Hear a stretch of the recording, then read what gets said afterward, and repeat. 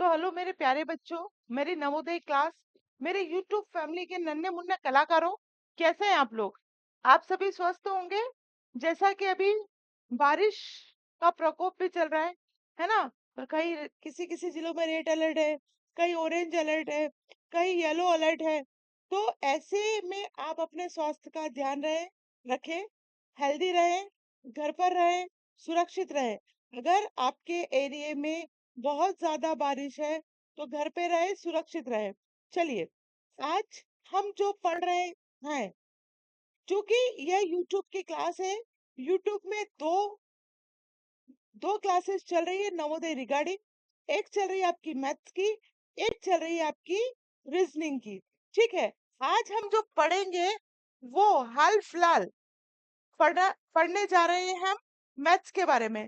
ठीक है, तो मैथ्स के लिए जो क्लास चल रही है वो चैप्टर सेकंड चल रहा है सब, चैप्टर सेकंड, जिसमें हम डिविजिबिलिटी ऑफ रूल्स पढ़ रहे हैं।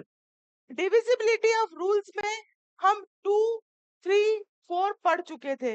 मतलब कि दो से विभाज्यता का नियम क्या होगा, rules of divisibility of by 2, rules of divisibility by 3, rules of divisibility by 4 and rules of divisibility by 5।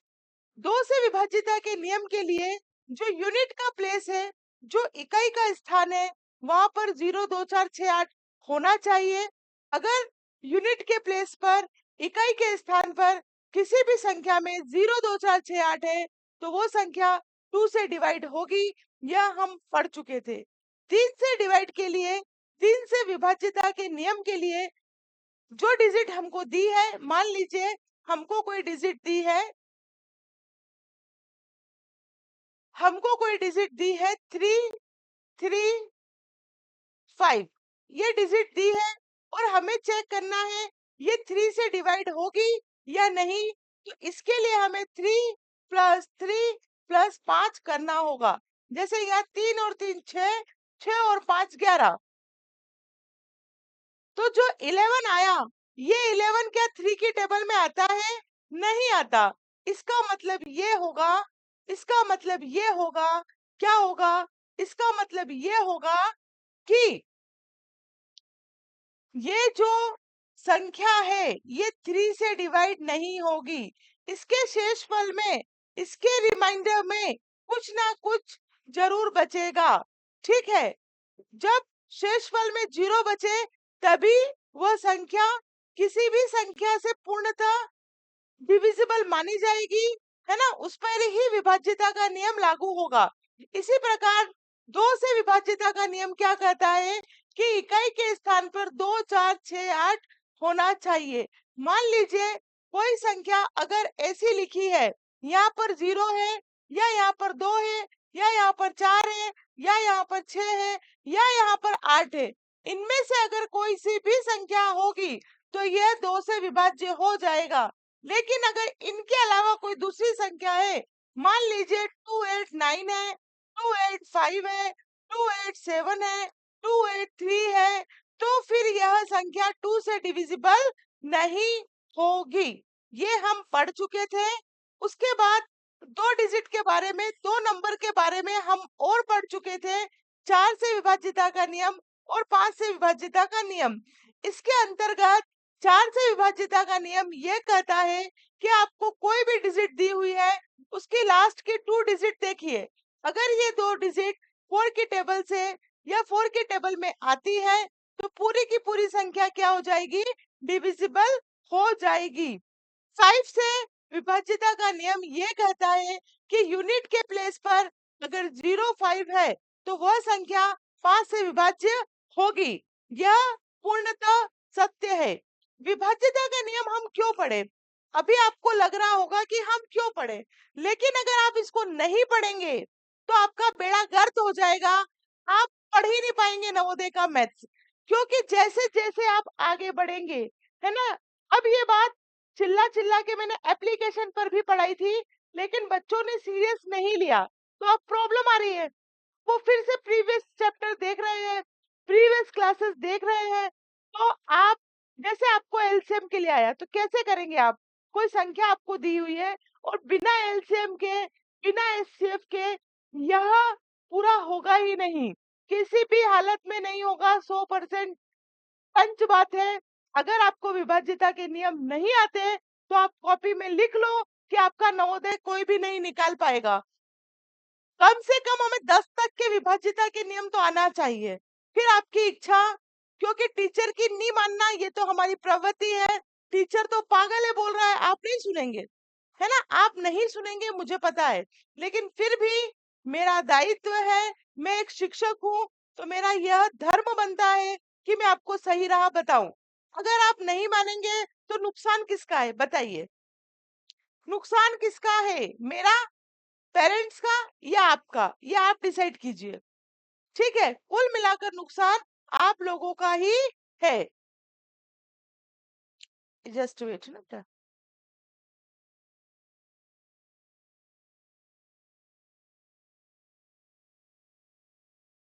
चलिए। अब ये यहाँ तक हम पढ़ चुके थे, अब हम इससे आगे बढ़ते हैं। 6 से विभाज्यता का नियम, 6 से विभाज्यता का नियम, 6 से विभाज्यता का नियम क्या कहता है? पढ़ते हैं कि क्या कहता है भैया। यदि कोई संख्या 2 और 3 से विभाज्य है, यदि कोई संख्या 2 और 3 से विभाज्य है, बेटा बहुत इंपॉर्टेंट कॉल है, एक सेकेंड।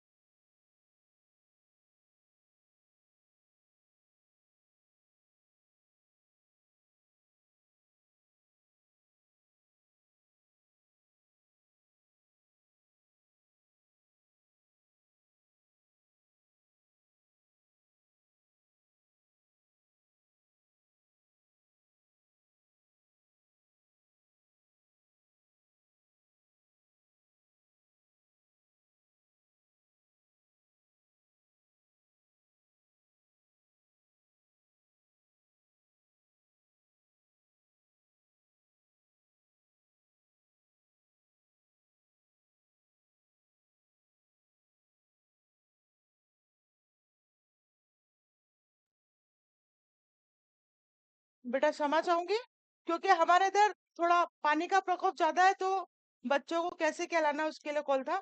चलिए, 6 से विभाजिता का नियम हम पढ़ रहे थे। 6 से जो विभाजिता का नियम है, उसके लिए यदि कोई संख्या 2 और 3 से विभाज्य है, तो वह संख्या 6 से भी विभाज्य होगी। दूसरे शब्दों में संख्या सम होनी चाहिए, यानी 2 से विभाज्य होनी चाहिए। अंकों का योग 3 से विभाज्य होना चाहिए। 6 से विभाज्यता का नियम बहुत इजी है। जो संख्या 2 से विभाज्य होगी, 2 से विभाज्य होने के लिए क्या शर्त है? इकाई के स्थान पर 0, 2, 4, 6, 8 होना चाहिए। अगर 2 से विभाज्य है, तो वो 6 से भी विभाज्य होगी।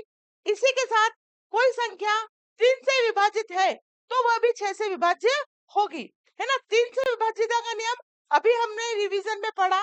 जो डिजिट दी हुई है उनको जोड़ो, जोड़ने पर जो संख्या हमें मिले, वो अगर 3 के टेबल में आती है, तो वो 3 से डिवाइड होगी। कुल मिलाकर जो संख्या 2 से डिवाइड हो रही है, पूर्णतः 3 से हो रही है, वो 6 से भी विभाज्य होगी।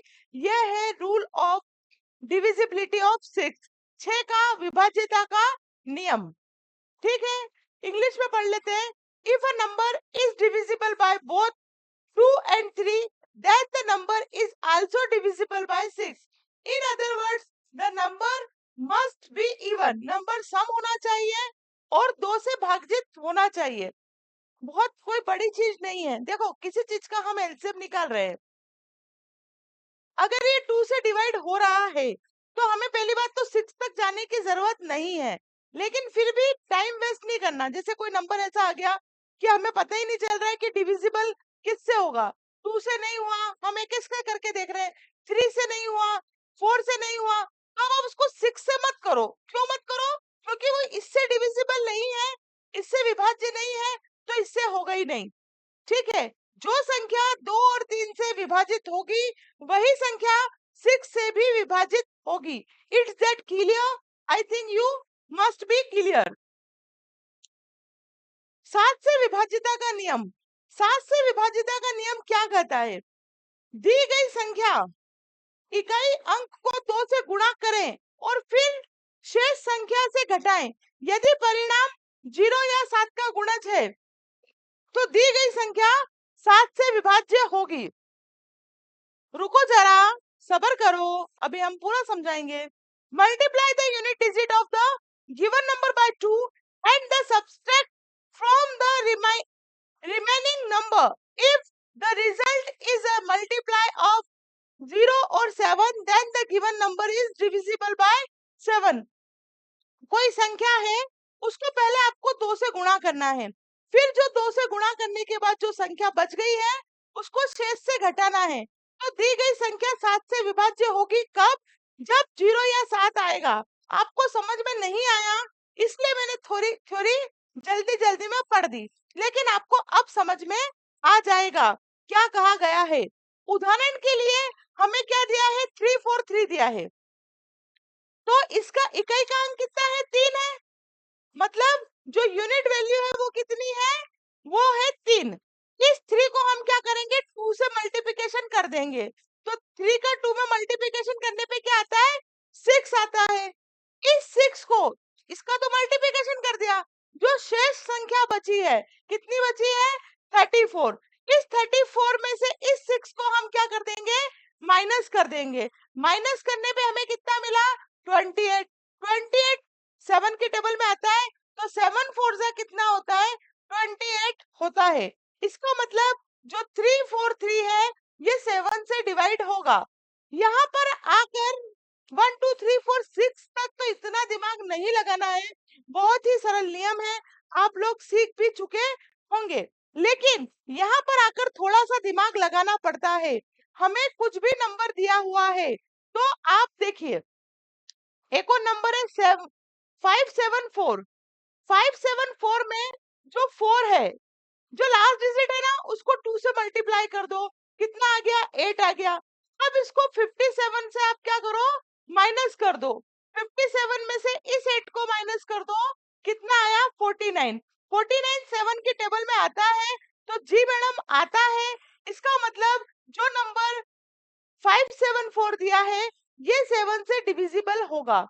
फिर से सुनो, इजी भाषा में सुनो। आपको कोई सा भी नंबर दिया है, अब आपको देखना है ये 7 से डिवाइड है या नहीं।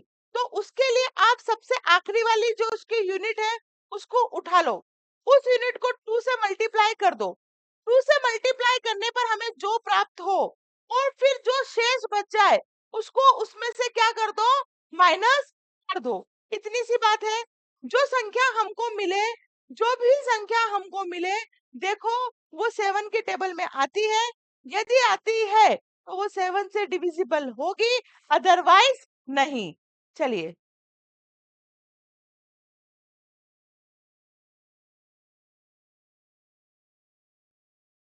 8 से विभाज्यता का नियम, डिविजिबिलिटी बाय 8। 8 से विभाज्यता का नियम यह है कि यदि किसी संख्या के अंतिम 3 अंकों से बनी संख्या 8 से विभाज्य है तो वह संख्या भी 8 से विभाज्य होगी।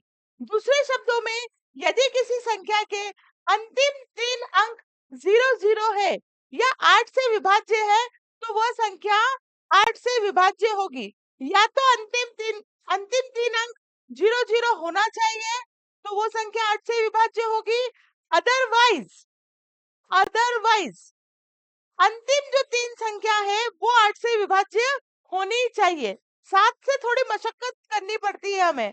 जो डिविजिबिलिटी ऑफ रूल्स है वहां 7 से हमें थोड़ी मेहनत करनी पड़ती है ना। 7 के पहाड़े से दिमाग में रखना पड़ता है। बाकी 6 तक तो बहुत इजी है। Divisibility bye 8, the rule of the divisibility by 8 is that if a number formed by the last 3 digits of a number is divisible by 8, then the number is also divisible by 8. If the last 3 digits of a number are 000, then the number is also divisible by 8. In other words, if the last 3 digits of a number are 000 are the divisible by 8, the number is divisible by 8। जो मैंने हिंदी में पढ़ा वही मैंने English में पढ़ा। कुल मिलाकर कोई डिजिट हमको दी है, उसके पीछे के 3 अंक देखिए।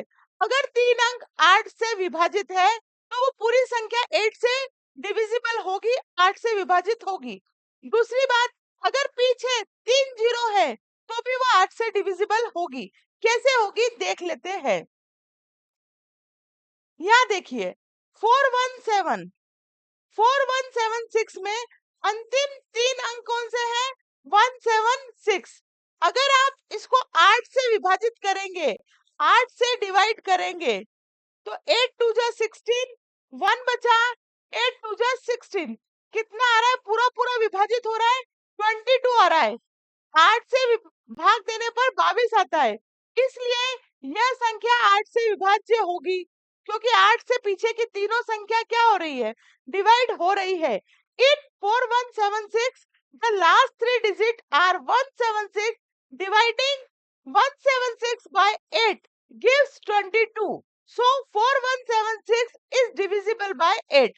आपने यहाँ पर देखा, जब हमने 176 को 8 से भाग दिया तो ये पूर्णतः विभाजित हो गया, क्योंकि यहाँ पर शेषफल में 00 बचा है। इसका मतलब है ये संख्या 8 से पूर्णतः विभाजित है, इसलिए जो नंबर हमको दिया गया है वो भी 8 से डिविजिबल होगा। अब अगर हम देखें 9000 में अंतिम 3 अंक 0 है, इसलिए 9000 भी 8 से विभाज्य होगा, है ना।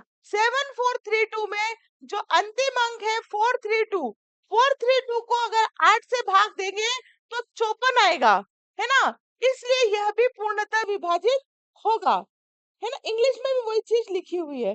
और अगर संक्षेप में हम इसको पढ़ना चाहें तो ये लिखा है, किसी संख्या की 8 से विभाज्यता की जांच करने के लिए आपको केवल उसके अंतिम 3 अंकों की जांच करनी होगी।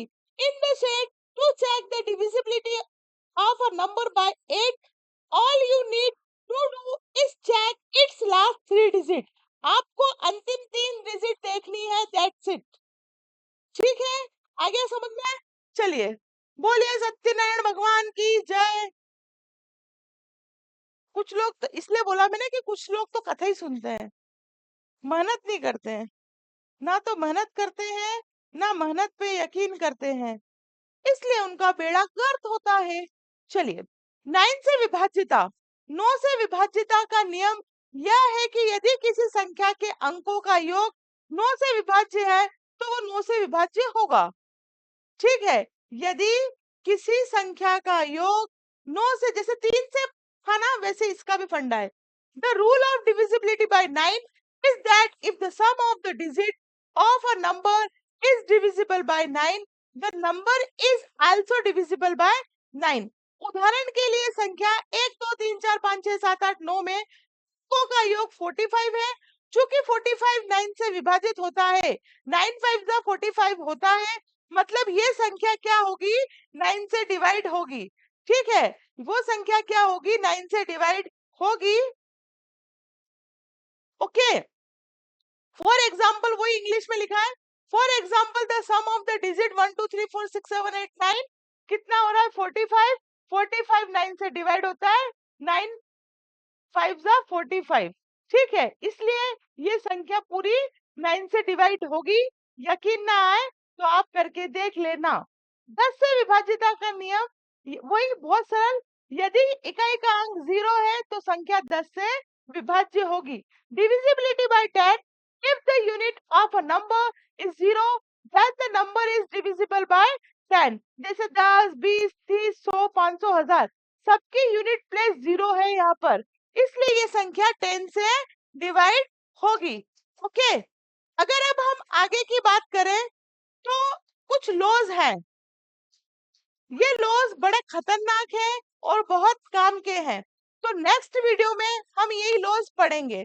ठीक है, तो आप जब के पढ़ाई करें, जब के सिलेक्शन लें और डट के भिड़े रहे 13 दिसंबर तक।